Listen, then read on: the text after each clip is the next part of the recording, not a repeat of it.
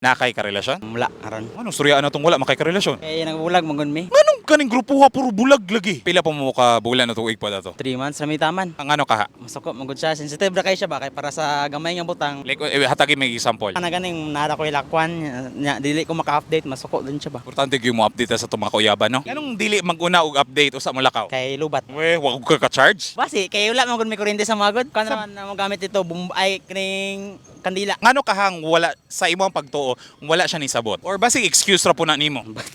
Excuse ra nimo. Dita sure. Oh, minsan nimo niya. Amping ka permi. Anong sige taga pangamping ani nga mga gipambulagan? Okay ra na. Dapat char. Amping ka permi and shout out ko sa ako mama nga wala ko na nangid naabot ko sa Dumaguete. Mao ka imo gyud ang batasan ng dili tig pananghid. Importanteng pagpananghid sa sunod. Oo. Shoutout po ko kay Giancarlo Moreno Rebutaso, kag Harejed Tangkay, kag Jan Philip Tinapa, o kay Noel Tunog Banwa. Shoutout sa inyo mga idol. Kita-kits sa Bayuan. Oh yeah.